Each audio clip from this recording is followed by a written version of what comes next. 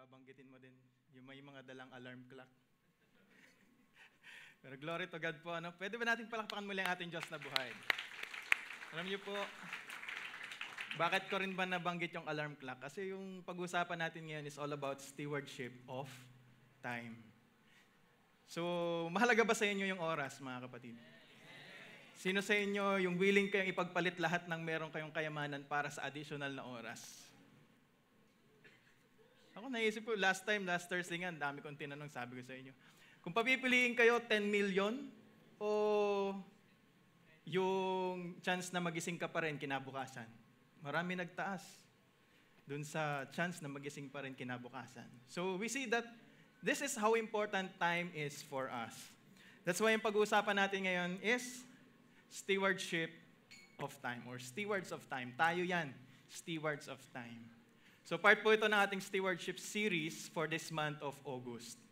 So hopefully mga kapatid, sa ating pong pagtalakay dito sa paksa natin, maintindihan niyo pong mabuti at talagang i-open niyo po yung inyong mga isipan, maging ang inyong mga puso, na tanggapin yung mensahe ng ating Panginoon ngayong hapong ito.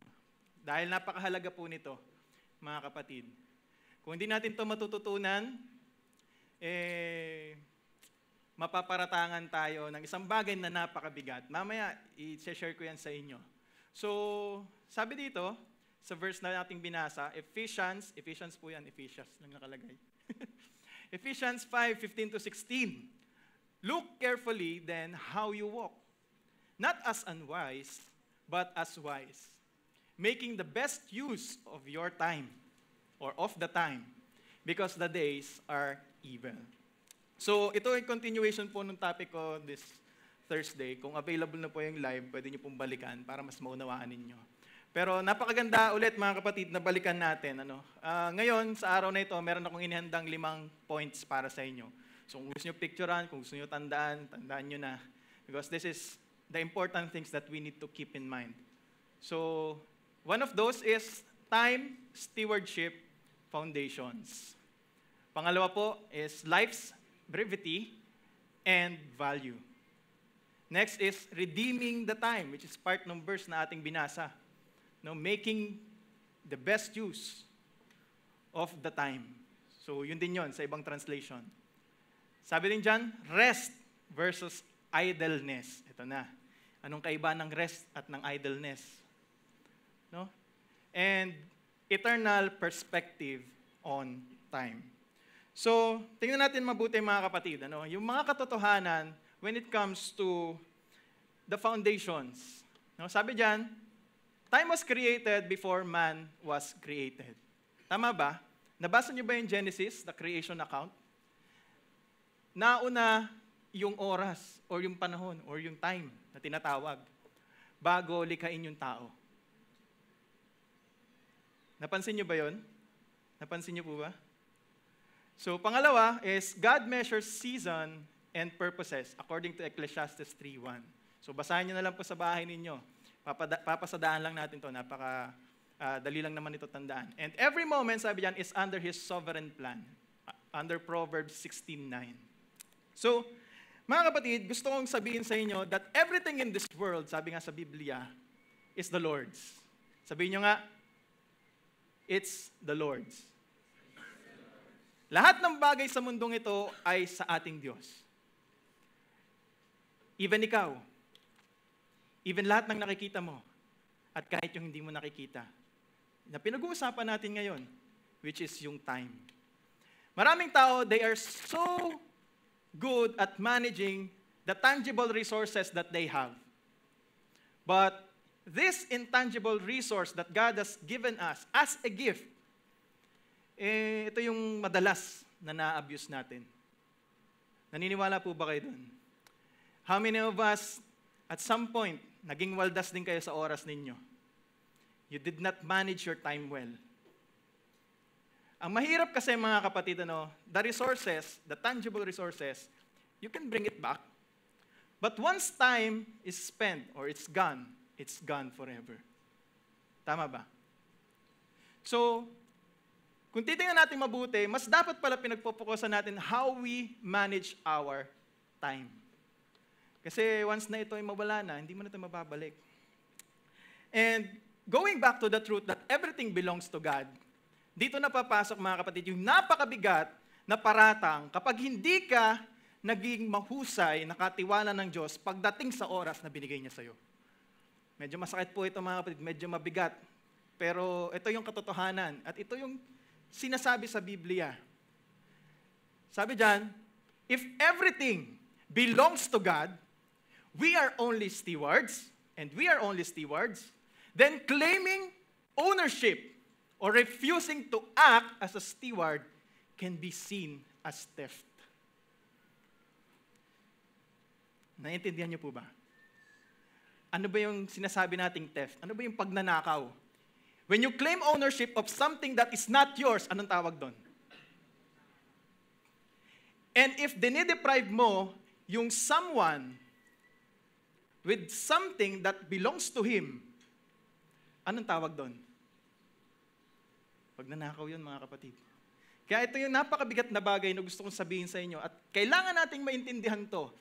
Pag hindi ka daw naging magaling na steward, ang paratang sa'yo, ikaw ay isang magnanakaw. Why? Because you're claiming something that belongs to God and you're depriving Him of the glory that He deserves sa mga bagay na pinagkatiwala niya sa iyo. Alam natin na lahat ng nilikha ng Diyos ay may purpose dito sa mundo. And that is to glorify God. Kung hindi mo gagamitin ng tama yan according to His will, then you're depriving God. You're robbing God of the glory na pwedeng mapunta sa Kanya. Amen po ba mga kapatid? Naunawaan niyo po ba? So kung at some point in our life, hindi tayo naging magaling nakatiwala, naging magaling tayong magnanakaw. Pinagnakawan natin yung Diyos. At napakabigat nito mga kapatid, sinasabi ko po sa inyo. Because if you are not a steward, then you're a thief. Pinag-aaralan ko ito, sabi ko, grabe, Lord. I've spent all my life not knowing that I was a thief. Magnanakaw pala ako. Pinagnakawan ko si Lord. Sa dami ng pwede mong pagnakawan, si Lord pa. So napakabigat po na tanggapin ang katotohanan ito. But this is something that we need to realize. That if you are not a good steward, you are a thief. Amen po ba mga kapatid? Now, gusto kong sabihin sa inyo, na for all this time, we are living like a thief. Ang problema, alam natin na yung oras na pinagkatiwala sa atin ng Diyos, yung something na ninanakaw natin sa Kanya is a limited resource. So, let's talk about life's brevity and value. Sabi dyan, life is temporary or numbered. Basahin natin yung mga verses. Sabi niya sa James 4:14, yet you do not know what tomorrow will bring. What is your life? For you are a mist that appears for a little time and then vanishes. It's temporary. Mawawala. Matatapos. And at the same time, sabi sa Psalms 90 verse 12, at some point God is reminding us to number our days so that we may gain a heart of wisdom. So, tingnan natin mga kapatid, tinuturuan pala tayo ng Diyos na acknowledge yung katotohanan na yung buhay natin dito sa mundo ay panandalian lamang at may hangganan. That's why if you don't have sense of urgency sa mga bagay na pinagagawa niya sa'yo, ay mapapahamak ka. Pangalawa is, it's unpredictable.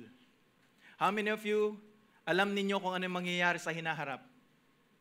O, sabihin na natin, sa susunod na oras, sa susunod na minuto, sa susunod na segundo. We don't know what lies ahead of us. Our life is temporary, and we cannot predict what will happen next. That's why sabi nga sa Biblia, kung babasahin natin yung Luke, chapter 12, verse 19 to 20, and I'll say to myself, you have plenty of grain laid up for many years. Nag-store daw siya. Sabi niyan, take life easy. Eat, drink, and be merry. Parang ito yung sinasabi ng mundo sa atin, you still have time, you have so much time. Pero ang katotohanan, sinasabi sa atin ng Biblia, you only have limited time. Sabi niya sa verse 20, but God said to him, you fool, this very night, your life will be demanded from you, will be taken from you. Then who will get what you have prepared for yourself? You're so busy preparing for tomorrow, planning for tomorrow, and yet, no one knows what tomorrow holds, except the one who holds tomorrow. Amen po ba? Walang nakakaalam kung anong meron sa future, maliban na lamang sa Kanya na humahawak sa future natin. Amen po ba mga kapatid? Pwede ba natin palakpakan ang ating Diyos? Life is temporary and is numbered and it's unpredictable. Right now you have it, but sa susunod, baka wala na yan sa'yo. So napakahirap mga kapatid na maging kampante. Kasi tingnan natin yung orasan. Paano yung takbo ng oras? Paano yung takbo ng kamay ng orasan? Sa mga naka-analog na relo or orasan sa bahay ninyo. Clockwise. Pag ganyan. Meron na ba kayong nakita na orasan na tumatakbo pabalik? Counterclockwise? Wala.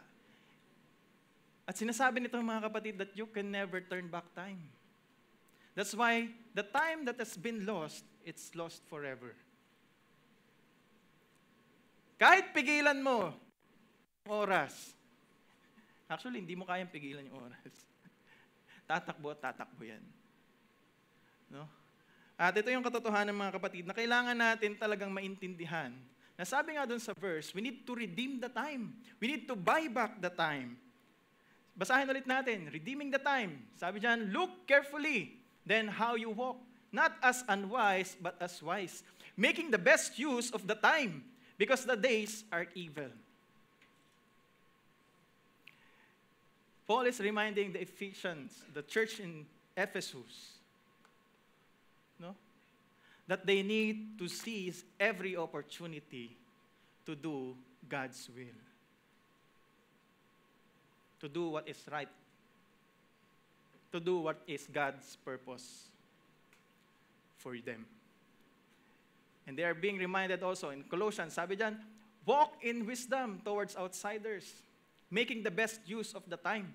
And when we say time dyan, merong term na ginamit dyan, at most likely, ang pinatutungkulan niyan ay opportunities.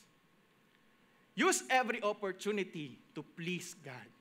Because God created time for a specific purpose. God included time in the things that we need to manage. That's why we need to make the best use of it. Every opportunity that God is giving you, be it short, be it long, use it for His glory. So, mga kapatid, let's see. Redeeming means buying back or making the most of something valuable. And the time na tinutukoy dyan is kairos, na ginagamit sa ibang, in the Bible, pertaining to time, season, and opportunity. But this time, it's all about the opportunity.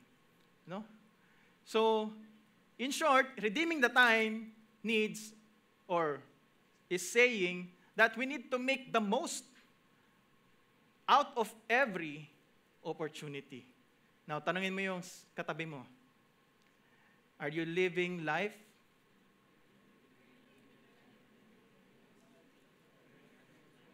Are you maximizing every opportunity?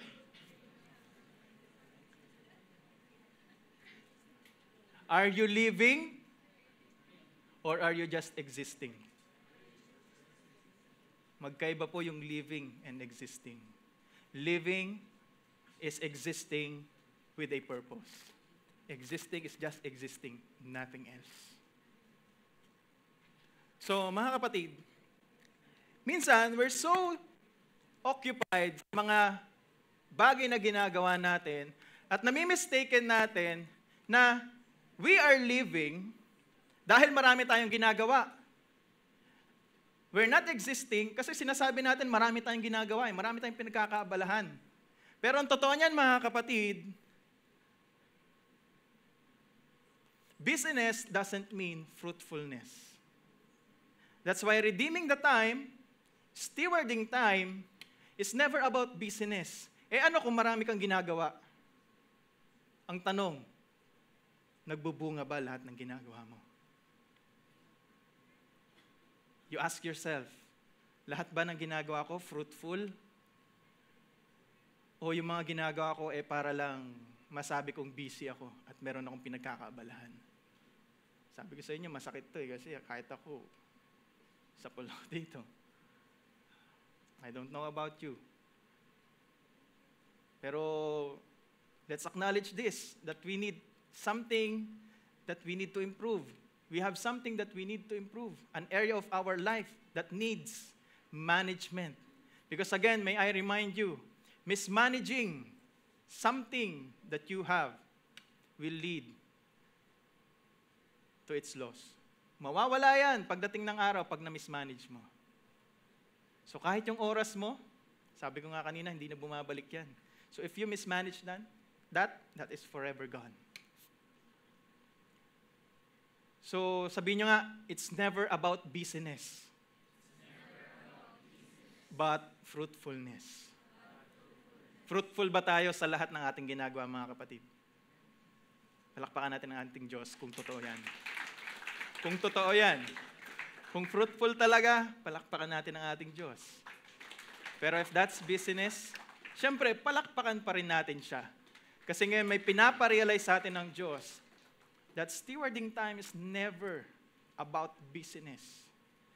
It's about fruitfulness. Kaya nga sinasabi nila, not all good things are God things.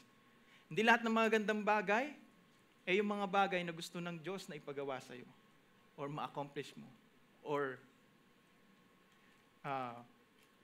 masunod mo. So, as much as the Lord is using time, we have to understand that our enemy is also using time. God wants you to use your time for you to be fruitful. Pero ang gusto ng kaaway, i-maximize mo yung time mo para hindi ka maging fruitful. Para maging unproductive ka. Kaya nga mamaya pag-uusapan natin yung rest at yung idleness. Napakaganda nito, mga kapatid. I hope mapakinggan ninyo at maunawaan ninyo. Sabi dyan, rest is God-ordained rhythm for renewal. Genesis 2:2-3. While idleness is human neglect of responsibility. Rest, it glorifies God by trusting Him with our time. While idleness dishonors God by wasting His gift. Prepares us for fruitful service, that is rest, and it leads to spiritual stagnation or temptation, yung idleness. Refreshes the body, soul, and spirit, that is rest again, while idleness drains energy and purpose. Now, mga kapatid, minsan, pag mimix natin to, akala natin we are resting, pero totoo, we are idle. We are lazy. Kaya mo bang i-identify kung kailan ka nagre-rest at kung kailan ka nagiging lazy? Ako noon, mga kapatid, sabi ko, papahinga ako. Pero alam nyo, yung pahinga kasi, it's something that recharges you.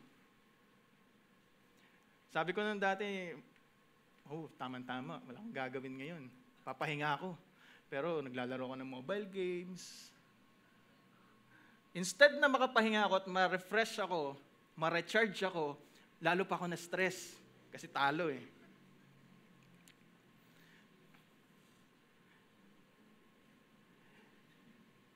Minsan sabi ko, gusto ko magpahinga. Pero ang totoo, disguise lang pala yun. Ang totoo, I want to be idle.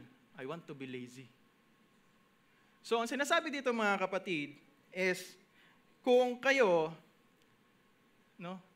You are using your time at sinasabi nyo yan ay rest, it should be that you feel recharged. Sino dito may cellphone, mga kapatid? Lahat naman tayo may cellphone. Ilang percentage ng battery nyo? Yung full? 100. Pag ginagamit nyo yan, siyempre nababawasan. So for you to understand what is rest and what is idleness, i-illustrate ko sa inyo.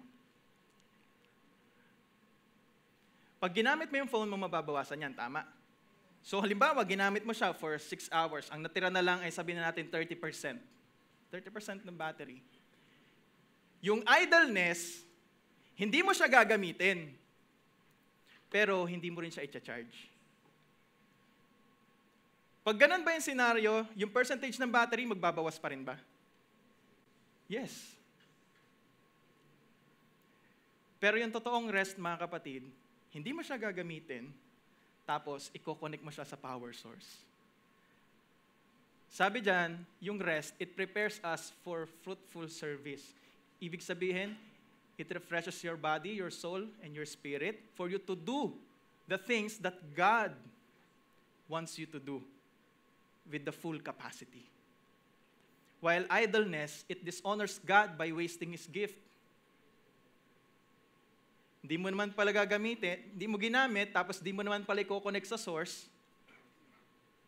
So it's wasting. It's laziness. Kaya mga kapatid, pag sinabi nating rest, we have to understand one thing. It means kung ikaw ay nagre-rest, dapat yun yung time na ikaw ay kumokonect sa source. Nagigets niyo po? Resting is connecting to the source. While idleness is doing nothing at all. Without even connecting to the source. Ano ba yung mga bagay na pwede nating masabing rest? Praying. Why? Because in praying, pinagpapaliban mo yung mga dapat mong gawin. Hinuuna mo na kumonekta sa source. Ano pa?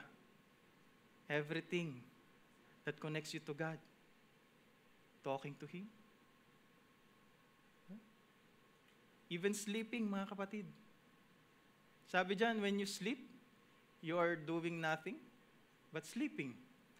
Pero in sleeping, you're entrusting your time to God. You're asking Him or you are trusting Him that He will recharge you and that He will wake you up again. Maraming natutulog, mga kapatid, na hindi na nagigising.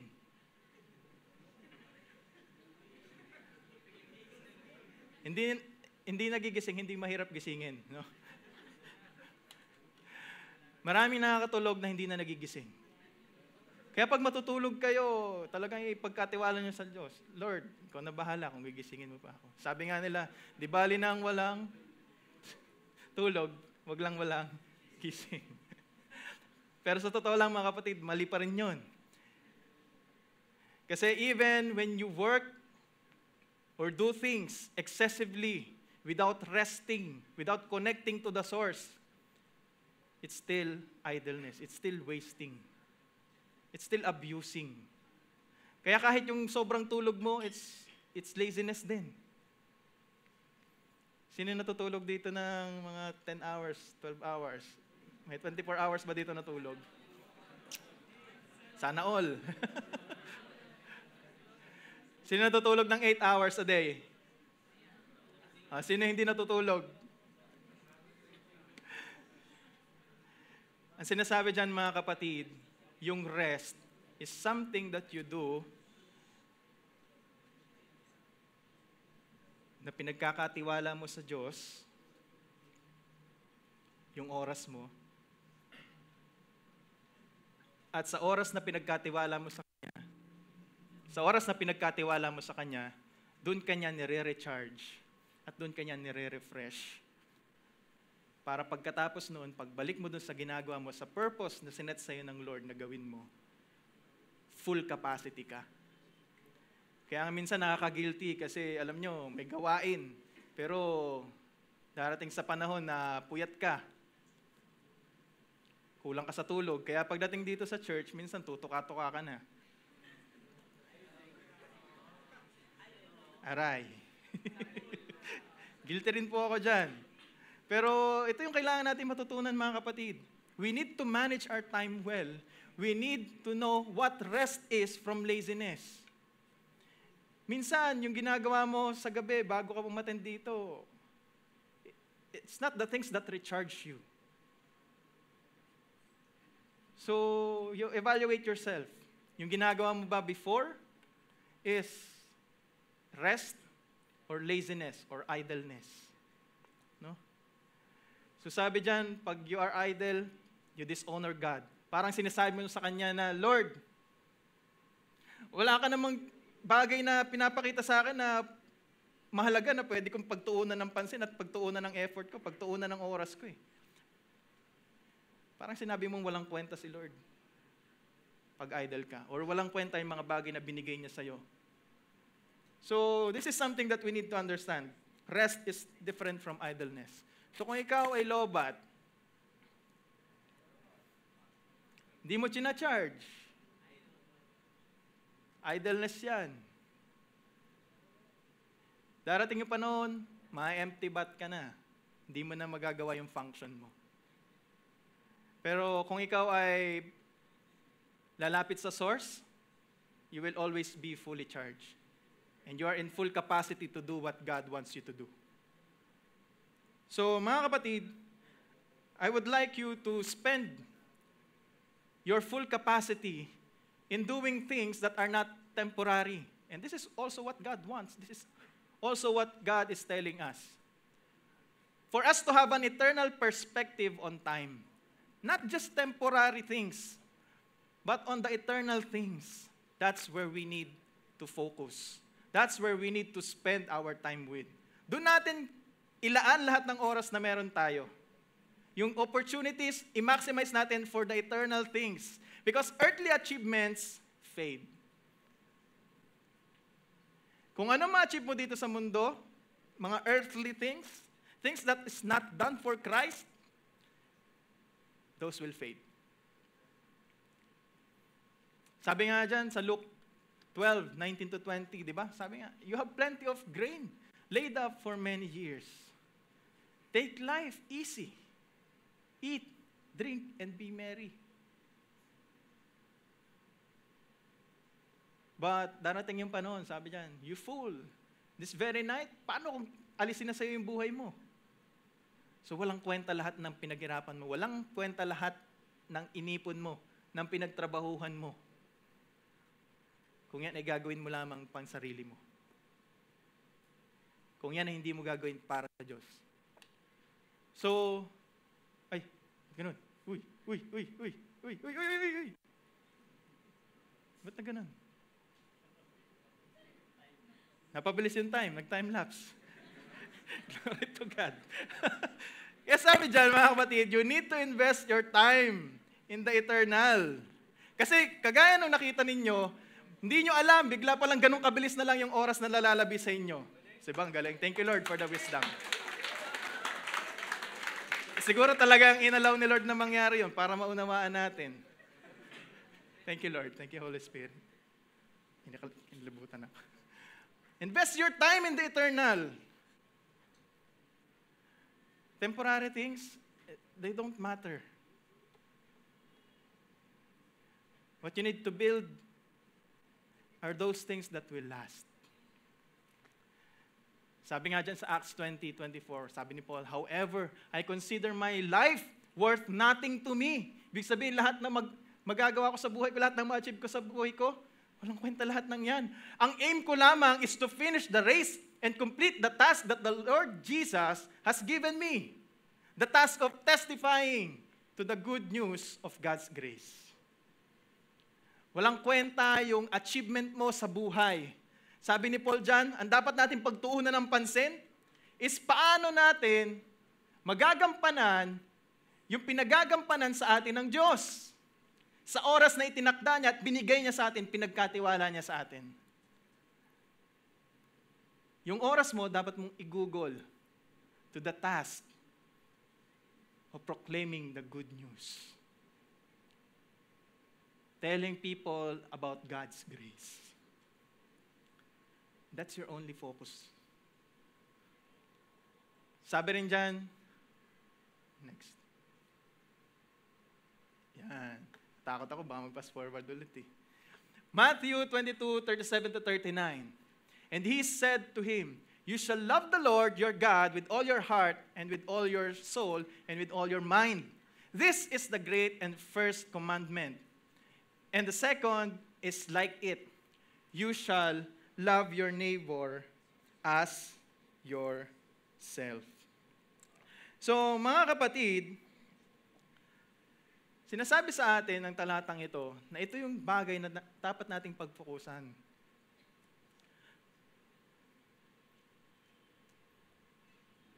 Because these are the things that will last. If you love God, you do things for the love of God and for the love of your neighbor, the people around you that you need to serve, whom Jesus Christ also served. If you build on the foundation, which is Christ, those are the only things that will last.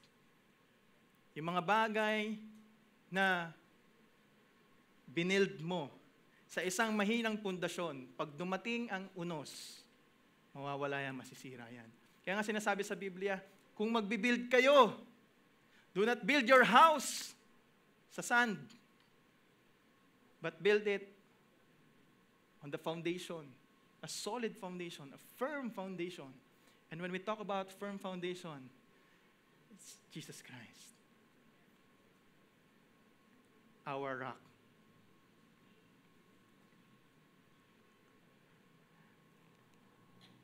So, when you make use of your time, this is how wise you become.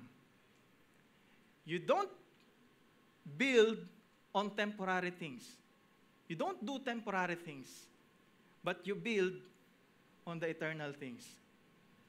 Ibig sabihin, ang focus mo ay gumawa ng mga bagay na alam mong tatagal. That will withstand the test of time. Kaya nga mga kapatid, kanina binabanggit doon, wisdom. No? Kasi kapag natutunan mong i-manage yung time mo, you will be wise. Because you will know how to prioritize. Kung alam mo na may kli yung oras mo, iisipan mo kung ano yung pwede mong pagkasyahin doon sa oras na meron ka, at ang ilalagay mo doon, ang ipaprioritize mo doon, yung mga bagay na pinaka-importante. Hindi ka gagawa ng mga bagay na alam mong hindi importante. Halimbawa, 24 hours na lang yung meron ka dito sa mundo. Huwag naman ganun, kasi nakakatakot. Pero, totoo yan. What if? It's 24 hours. Yun na lang yung natitira sa'yo.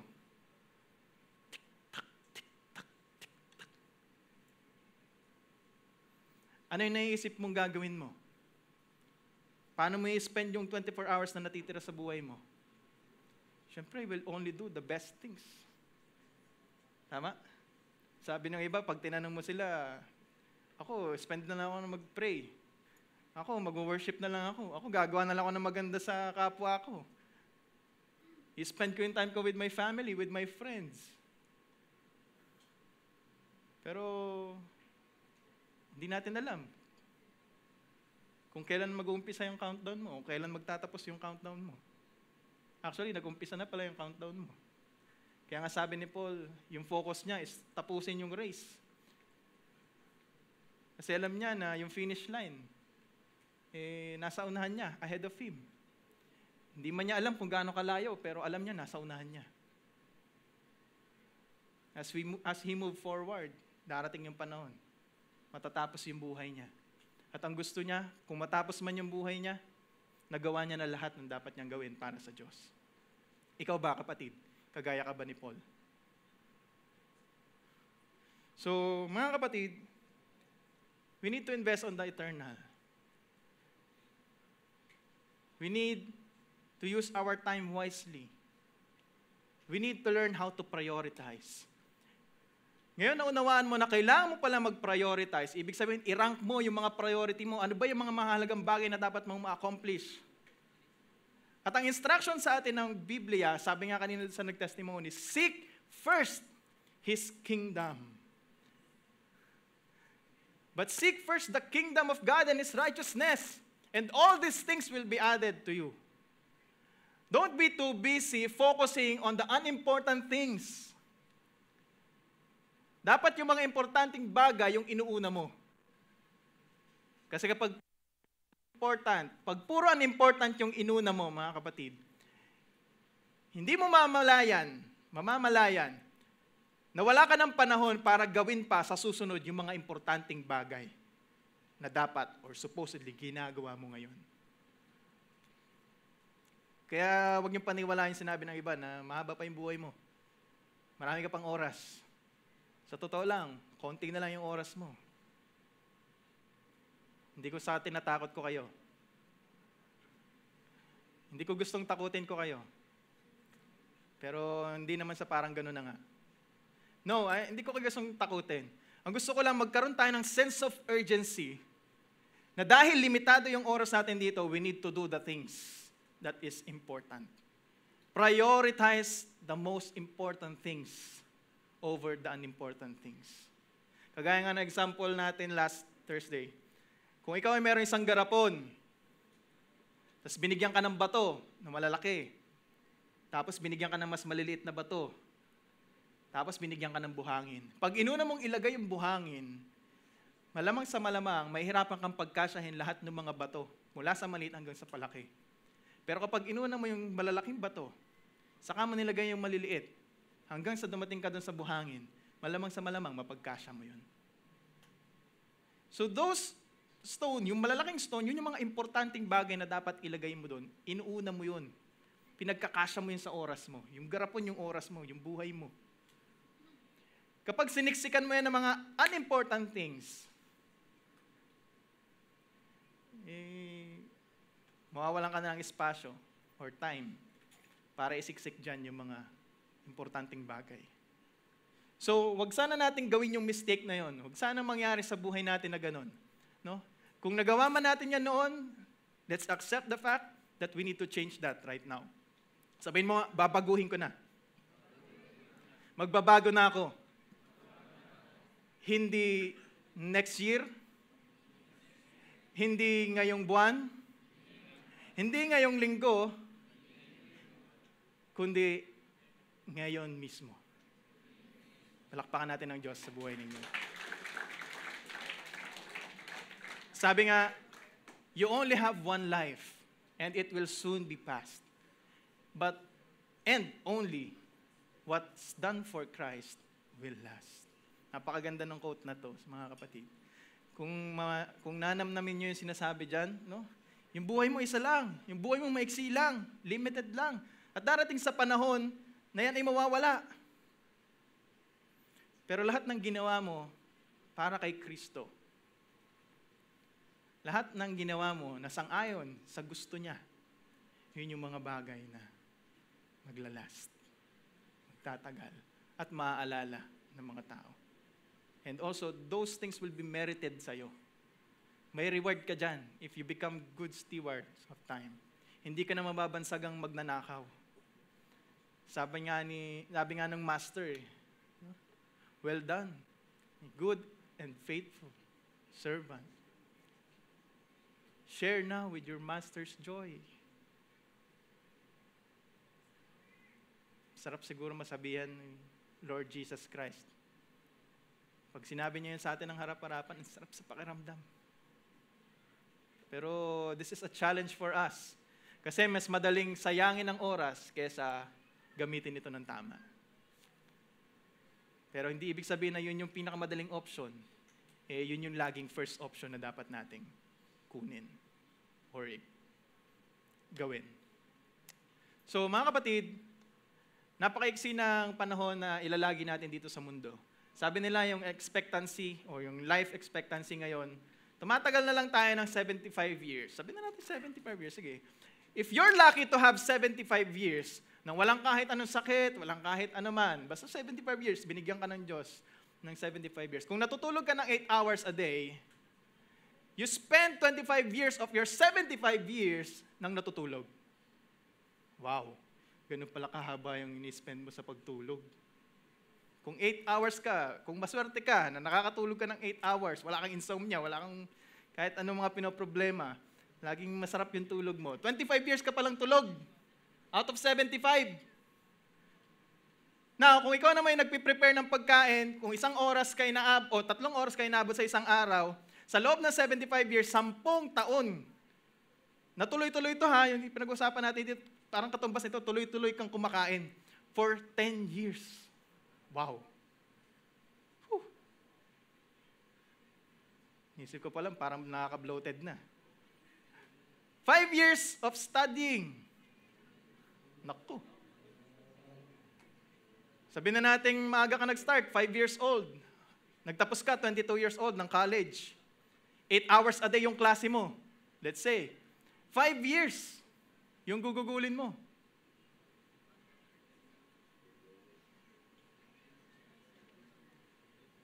Grabe, 5 years lang pala ako nag-aaral sa school. Tapos, ina-expect ko, yung buhay ko ng 75 years maging maayos. Wow. Napakaliit na percentage ng time na in-invest mo para matuto ka. Sabi dyan, kung ikaw naman ay nagtrabaho na, starting age 22 or 18, sabihin na natin kung maaga ka. Tapos, nagtrabaho ka hanggang senior citizen ka na, 65. O ngayon, 60 na nga, mas mababa pa. Roughly, mga 8 to 13 years kang nagtatrabaho or di kaya ikaw ay nagnenegosyo. Kung 8 hours a day din yan, yung trabaho mo or yung negosyo mo, pumapasok ka 8 hours a day. Ganyang kahabang time yung ni-spend mo dyan. Ito matindi mga kapatid. You expect yourself to grow spiritually, pero in reality, 2 hours ka na nga lang pupunta sa church. Out of your 75 years, 1 taon lang yung ginugol mo for your spiritual growth. Tapos pagdating dito, tutulog-tulog pa tayo. Aray. Pagdating dito, magsa-cellphone ka pa. Aray. Pagdating dito, dadaldalin mo pa yung katabi mo. Aray. Sabi ko sa inyo, masakit to eh. Huwag kayo mag-alala, guilty rin ako dito. Ginagawa ko rin to. Pero sana ngayon, sabi nga natin, babaguhin na natin. So, i-total natin. Kaya nyo bang i-compute kung ilang taon yan lahat? Ilan po? 44. Ilan yung natitira? 31. Ang tanong mga kapatid, what do you do with the rest of your years? Anong ginagawa mo? Kung ikaw ay mabubuhay ng 75 years, what do you think are those things that you would do dun sa 31 years ng buhay mo? Yung kanina, yung binanggit natin, ito yung mga ilan sa mga mahalagang ginagawa mo regularly. How about this? Where do you spend this? Saan nyo ginagamit yan? Tapos ina-expect mo yung buhay mo at 75, maayos. Walang sakit. Walang problema. Saan mo ginagamit yung oras mo? Saan mo ginagamit yung opportunity na binigay sa iyo ng Diyos? Tatanungin ko ulit kayo. Are we good stewards of our time? O nga no, saan ko nga pa ginagamit? Productive ba ako? Fruitful ba ako? O busy lang ako? Ang hirap nito. Sakit na ito. Aray.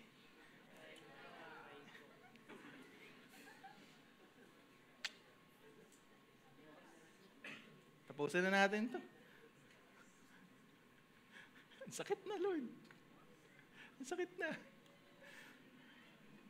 Hallelujah. Pero let's thank God, mga kapatid. If you have realized something, kung meron ka na-realize ngayon na kailangan mong baguhin o itama sa paggamit mo sa oras mo, let's thank God. Let's clap our hands to God. Talagang hindi niya hinahayaan na yung buhay mo, mauwi sa isang walang kwentang buhay. Alam niyo, the greatest tragedy in life is hindi yung mamatay ka sa isang aksidente. Sabi nila, the greatest tragedy in life is living life without a purpose.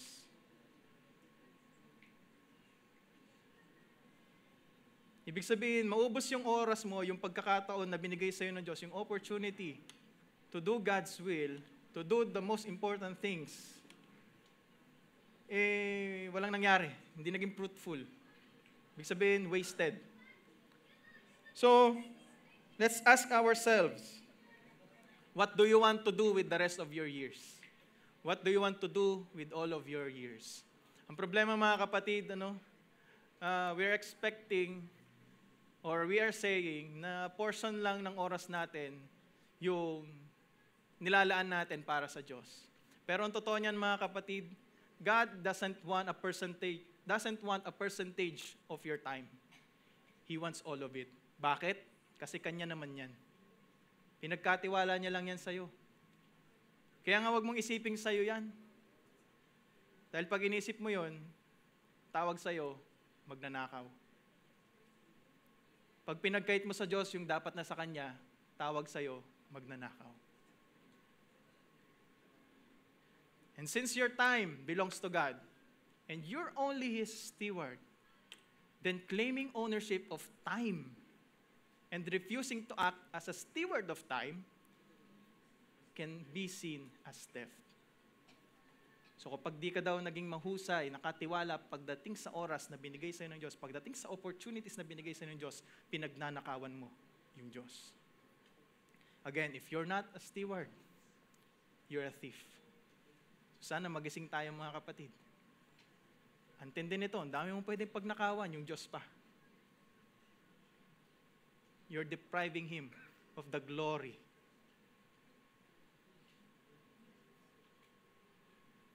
So, one thing that we need to do, again, you need to learn how to prioritize. Prioritize those things that are eternal. Don't just exist, but live with eternity in mind. Kung i-invest mo sa eternity yung oras na meron ka dito sa temporary, great reward awaits you. Yung oras na ginugol mo, yung temporary time, out of that temporary time na binigay sa'yo ng Diyos, kung ginugol mo yan para sa mga bagay na alam mong eternal, para sa Diyos, para sa ating Panginoong Jesucristo,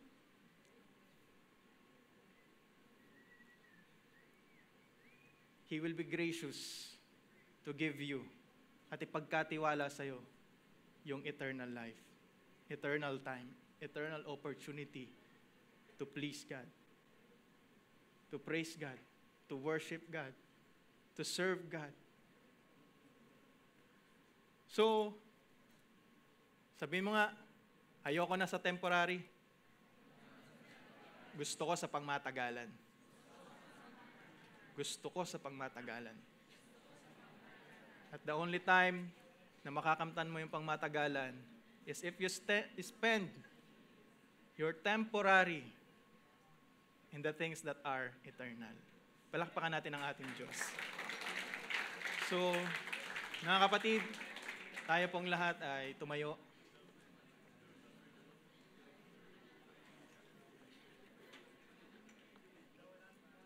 Check muna natin yung ating mga puso. Nandiyan pa ba o pag masakit, ibig sabihin buhay ka pa. Nakakaramdam pa. Thank you, Lord. Thank you, Lord, for this wonderful revelation. Oo nga, no? We've been spending our time mostly with the things that won't matter. Pagdating ng araw, mawawala. Masisira. Pero ang pangako ng Diyos, lahat ng bagay na ginawa mo sa Kanya, para sa Kanya, will not be in vain. Your labor in the Lord is not in vain. Kaya lahat, mga kapatid, ialay natin para sa ating Panginoon. Hindi 10%, hindi 20%, hindi 50%, hindi rin 99%, 100%. Bigyan natin sa Diyos. Yung oras na meron ka, gugulin mo para sa mga bagay at sa purpose na inilaan niya. The reason for your existence, the reason for the opportunity na binigay niya sa'yo, dun mo spend lahat ng bagay na yan. So you need to learn how to prioritize. Know what matters to God. Otherwise, hindi niyo matututunan maging good stewards of time at mananatili kayong magnanakaw sa harapan ng Diyos. Mananatili tayong magnanakaw sa harapan ng Diyos. So tayo po'y manalangin. Hallelujah. O Diyos namin, Lord, na mapagpala. Diyos namin na may hawak ng oras.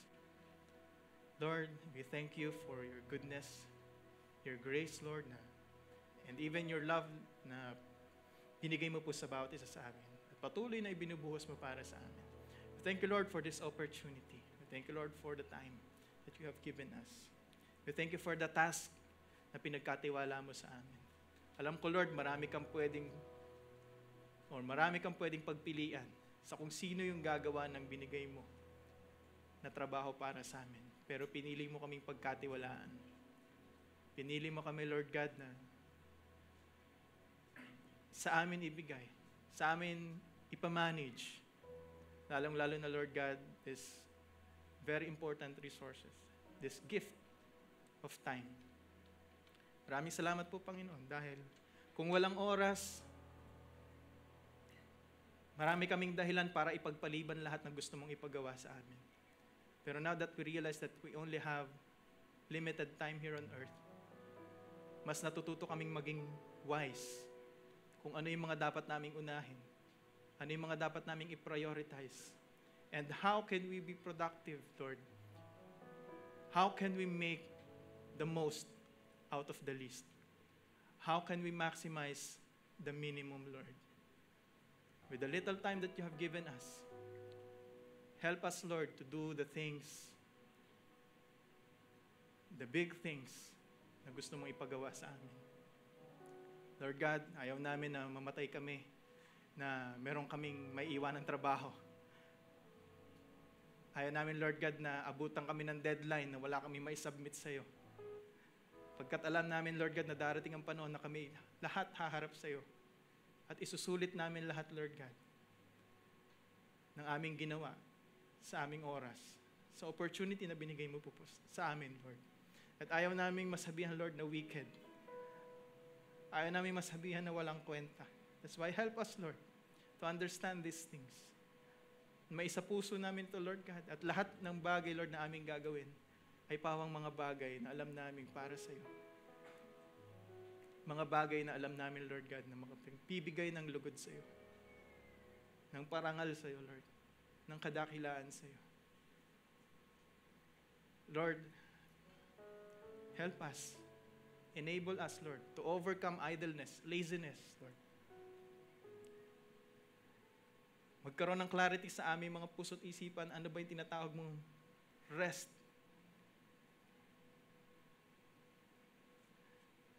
At Lord God, hallelujah, alam namin, Lord, na kapag naunawaan namin ng lubos itong mga bagay na ito, at nai-apply namin ito sa aming mga buhay, Lord,